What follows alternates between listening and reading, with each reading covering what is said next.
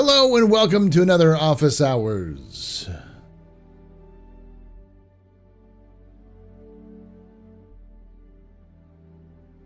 Capsule. That's right. Capsule. This is another small segment of my Office Hours live stream where I talk about lore, news, and more. And, come join us live Thursdays at twitch.tv/theastropub, youtube.com/theastropublive at 8 p.m. Eastern, 5 p.m. Pacific. Would love to have you hang out with chat here. And as always, if you've been enjoying these, make sure you hit that follow button, subscribe for more content, and hit the bell icon to be notified when these release. For now, let's jump into the ISC for this week, talking about the Idris. A nice developer commentary for the Idris.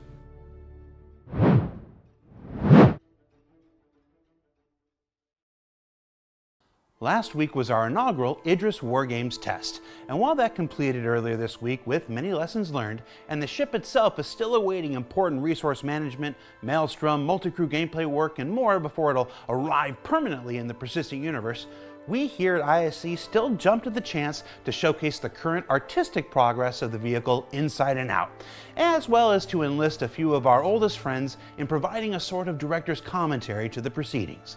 Here's how it went. Just a bit of the camera. So, hi, I'm John Brook. I'm Nick Tearsley, part of the art director of 2042 era. Your new title. I don't even know what I am anymore. Shall I say that? Shall I say that? That'd be good. Yeah? Yeah. Hi, I'm Nate. I've not got a clue what I am anymore. He's the one. That'll go down well. The one beef of the Should we do week. that? Yeah. Get it Some in early. days I'm this, other days I'm that.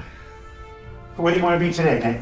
I don't know what I want to be today. What should I be today? Yeah, I was the art director for the thing. There you go. Do you want me to go first? You can be my bloody guest, mate. Okay. Hi, my name's John Crew. I'm the vehicle art director.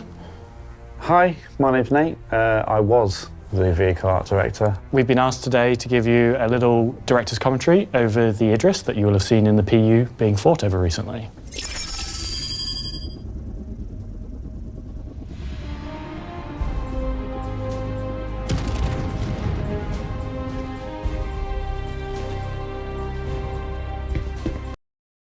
Forgot to open the pod day doors, Hal.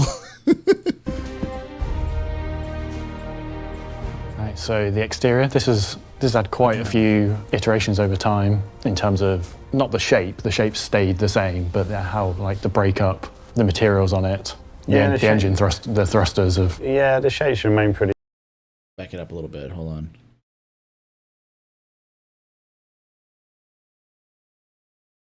Love that floating gun. It remained pretty true. We did make amendments to the exterior to fit the interior in because the number of spaces that we The floating turret right there. needed for Squadron sort of slowly increased. So it's a very tightly packed capital ship. If you look at the original concept, it was quite a thin ship as well. Yeah. It just couldn't fit everything in it. I think my favourite feature from the original one was the hilarious flight of stairs that came down in the middle of the flight deck. Yeah. Yeah, I think that was my first fix.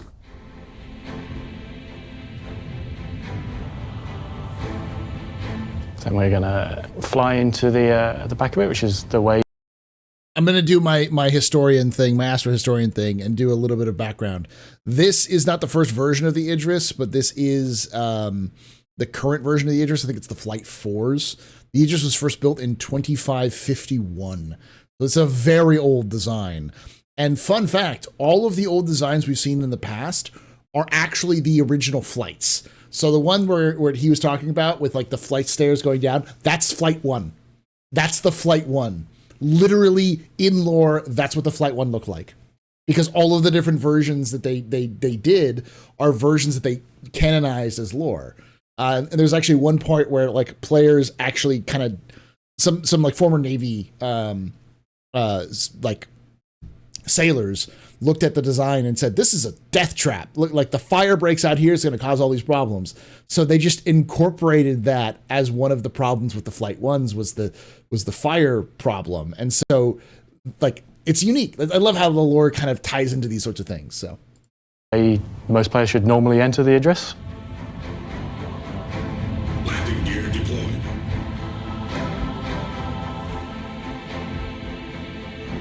Landing complete. You can go in the front, but that'll be a bit... It's getting dark now, John. So there we go.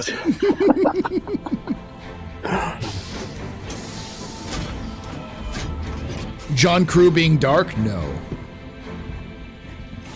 In Squadron, there is space for 2 Gladiuses, Gladii, and there's a space for the Argo and PV at the back, but you can technically fit 3 ships in here.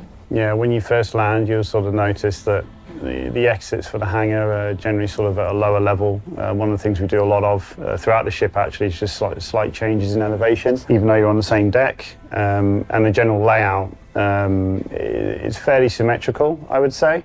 The ship, when it was first put together, was really sort of, I would say, designed from the inside out. So there was a lot of amendments on the exterior to make the interior, interior to me is always king. You spend a lot longer on the interior of the ship. So we sculpted the exterior skin around that. If you were to hide that exterior, I mean, there is no breathing room. It is like a bit of an engineering masterpiece, to be honest. So this is where the MPUV hangs from the ceiling. Skydiving also. Yeah, I've watched many people accidentally fall out the bottom of the Idris in atmosphere out that hole. So It's going to be interesting if you can dock that like they see here. Like, it's got to be something they got to do in Squadron. And there is a little kind of a docking port at the top. And in lore, they call it the like secure latch or something like that. There's an actually Argo branded latch, which is what you see at the top. But it's one of those circular latches. So it'd be interesting if you could do that, because they've also shown other ships have that same sort of hanging mechanic. I wonder if they're going to bring that in the PU. don't do that. Or if you want to recreate the alien dropship scene, it's Do pretty that. cool.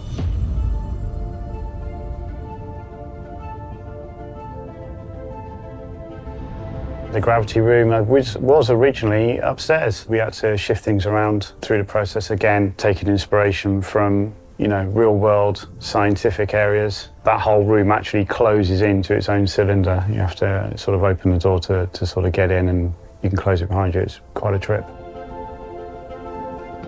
It's a big space just for an Argo. I assume that it has space so that you could load and unload things on it as well. And for all intents and purposes, unless you're going to your bunk or you're going to very specific areas like the briefing room or the gravity room, which you've just seen there are no dead ends. It was put together when I was on the ship and originally sort of designed it. It was very much sort of focused around multiplayer combat at the time, and a good multiplayer map is you've always got options. You've always got at least 2 options at every corridor, every room. You're constantly flowing around it. No dead end. So as you can see. I actually had a bug this morning come through about the writing on the wall being HNG. shorthand. Oh dear. So it's spelt incorrectly. Oh. I was like, no, it's not. It's intentional choice. HNGR. Yeah. It's just how people spell in the future, chat. So we've got the ATC room, which overlooks the hangar, which is obviously very useful for being an ATC. We'll come back later to the other side to see what's in there. There's a lot of decks to the Idris. Yeah. There's the subdeck in the Argo, which you would have seen, or the utility vehicle, I should call it. You've got your main deck. This is the sort of the main symmetrical area, and then through the heart, I would say the center of that sort of floor plan is all of the, I would say, business side of the room. So obviously you've got your mess hall here. It's a chow line. Don't talk about the chow line. It's I hear roast lamb is still on special. Yeah. Yeah. That's an inside joke, but This is where I do my little historian thing and do the little historian thing. For those of you who don't know, who are newer to the Star Citizen fandom, there was a time when CIG would update us every week for months about the chow line for the Idris. You don't think that they can spend 2 years talking about updates to NPCs getting food and eating it, they can and did. So most of us have PTSD whenever they mention the chow line of the Idris. It makes you want to throw things.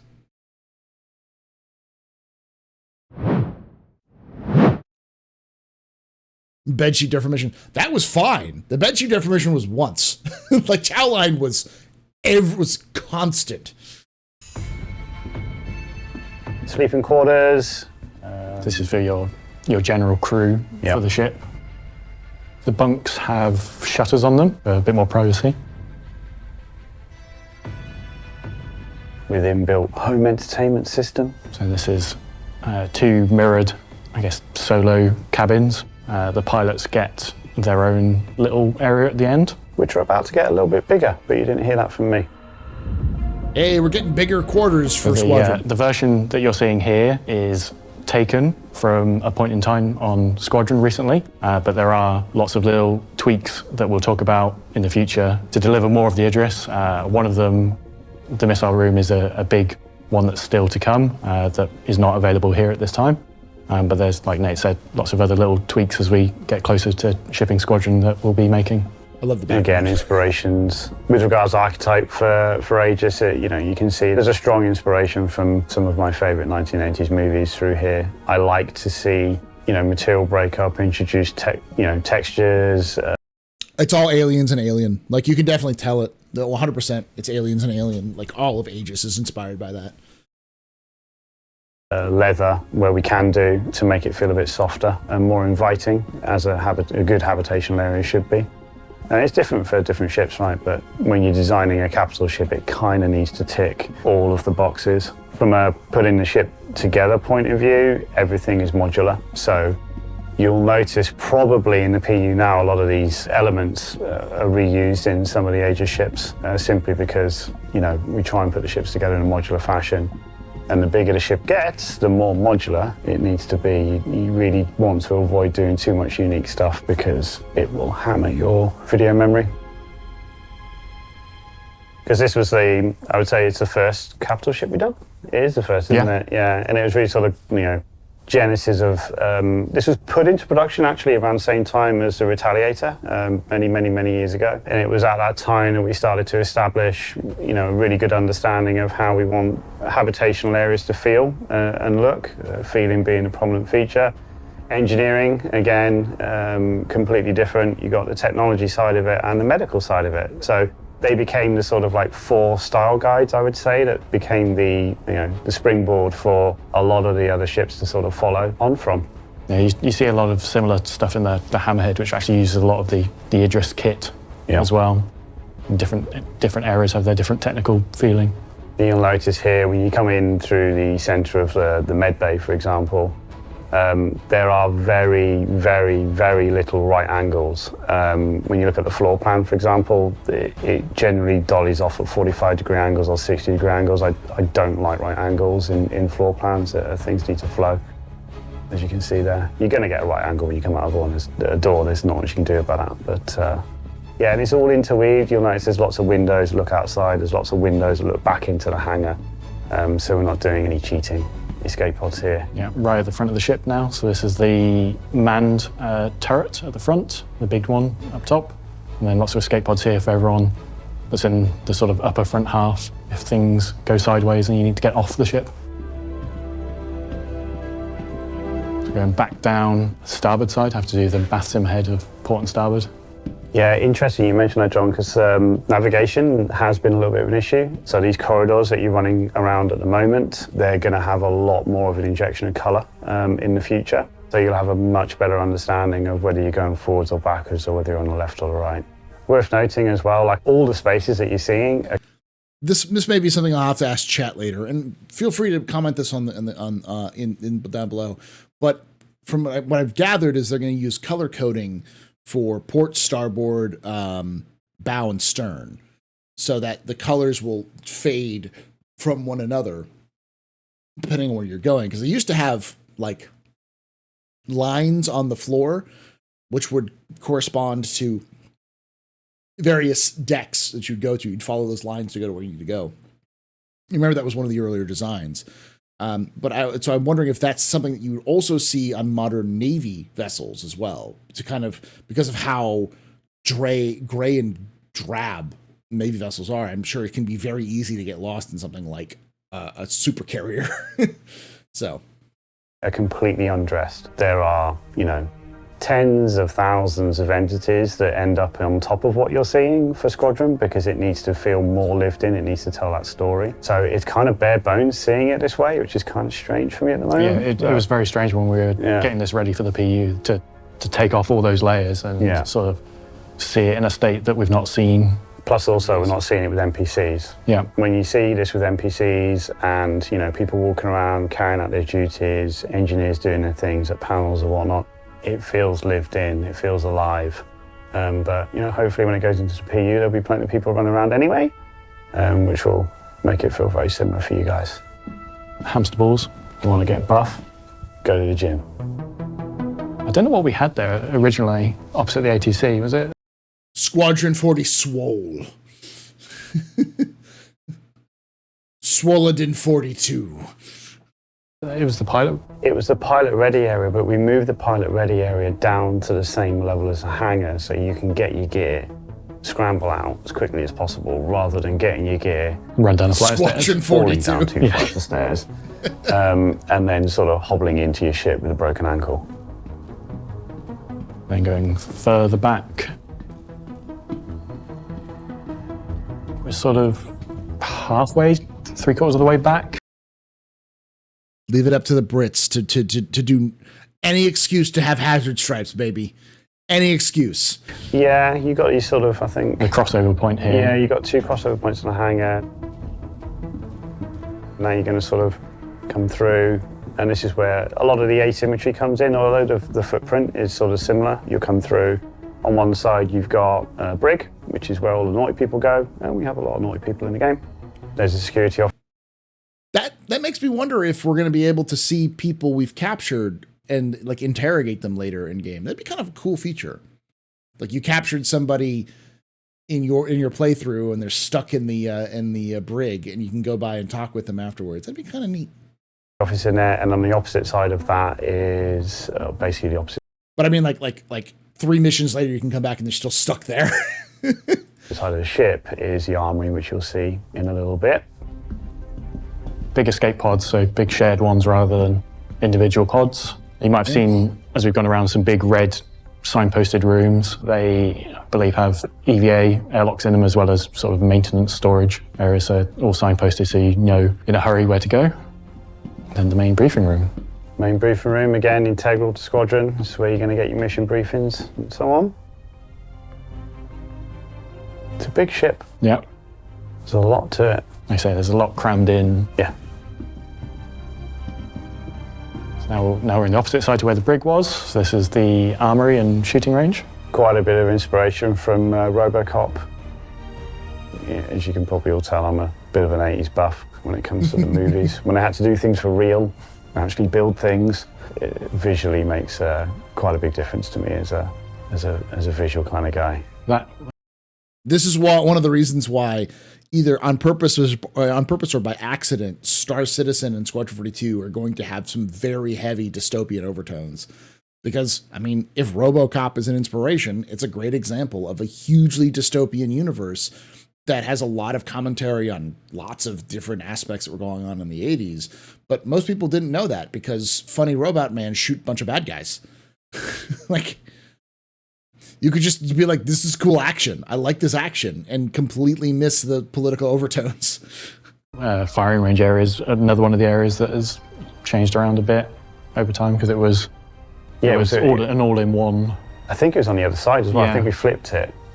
And then we got into the logistics of, what happens if you take your gun away from there? What's going to happen to you as a player? So there was, 'cause you're not supposed to walk around a military ship with a firearm in your hand, basically. So, lots of minor changes there, more for the social experience.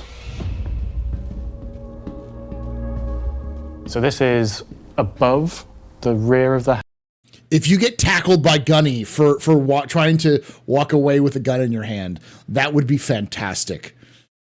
Just have Marines just pile out of bulkheads, just tackling you to the ground. He's got a gun. The hangar, not all the way at the back, because it has two lifts that go down to, or one lift that goes down to the... Two? Yeah, one each side. There's one each side that connects with the hangar, so if you're bringing in supplies or getting ready to go out on a long journey into the depths of space, you can, utility vehicle drops the cargo off and you can load up pretty efficiently.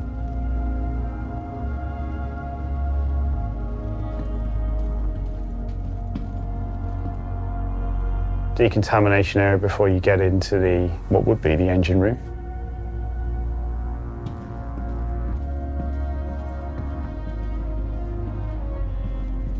Very different feeling, like we talked about, compared to the rest of the ship.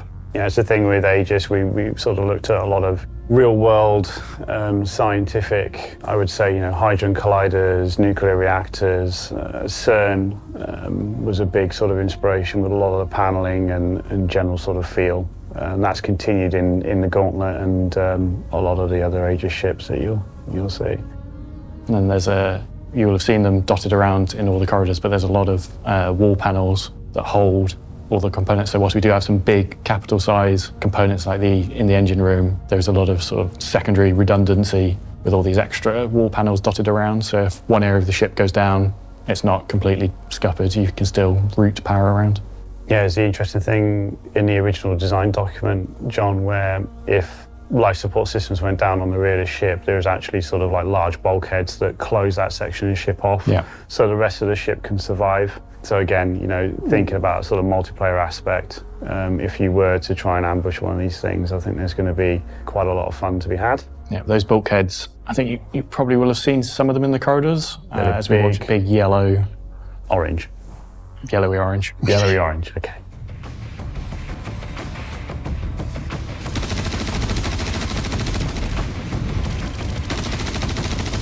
The layout as well, the engine room, you'll notice, is pretty much, if you were boarding the ship from the hangar, pretty much the most well-protected room of the ship.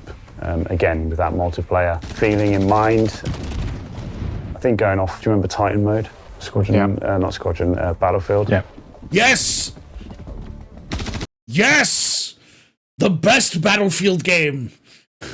Battlefield 2142, baby. Really just trying to create this sort of layer up on layer until you get to the engine room to make that quite difficult to ultimately disable the ship. Like we talked about, there's a lot of flow in the interior, but there are those. What does it mean that that's continued on the Gauntlet and other Aegis ships? The Gauntlet is the Javelin destroyer, the Aegis Javelin destroyer that you serve on in the first segment of Squadron 42. So the Gauntlet is a Javelin. There's areas that have very distinct choke points to get to, like the bridge is one. Whilst there is multiple ways to get there, they're quite well defendable, and then the engine room is the other. So those are two areas you really don't want people get into uninvited. Yeah.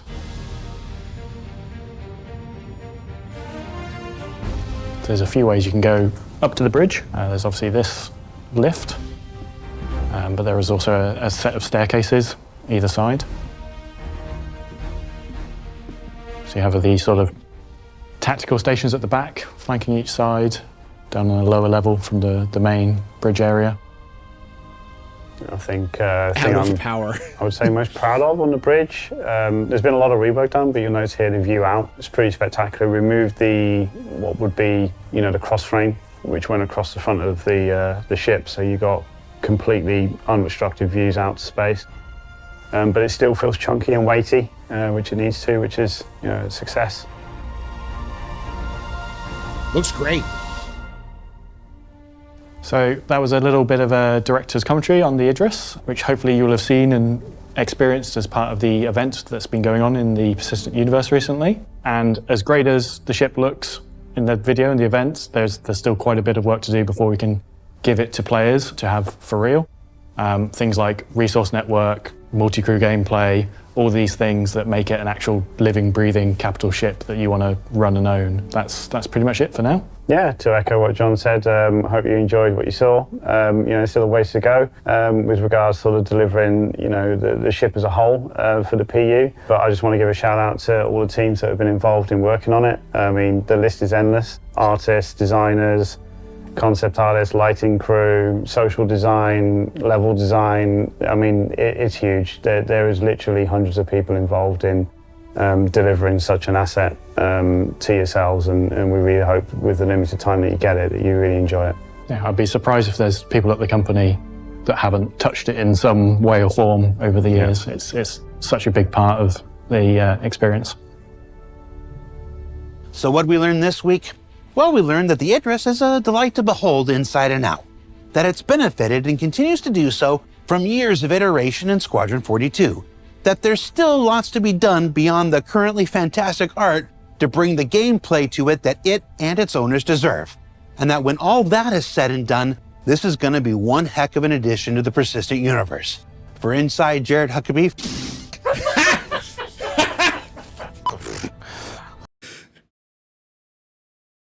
Oh, being Jared Huckabee. oh no, is Idris the ship you've been looking for?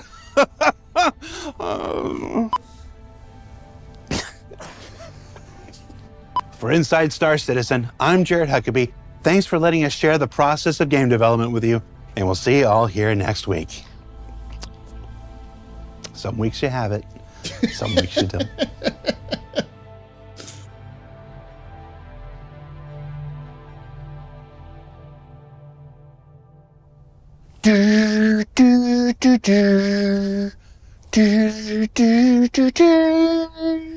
Stupid. That was awesome. I don't know what you're talking about, Jared. Buddy. So yeah, that's actually pretty neat. I'm trying to do more analysis on it. I mean, like a couple things to keep in mind is that in Squadron, it is the hero asset. Like the Stanton is a character in the story as much as the player or any of the characters are.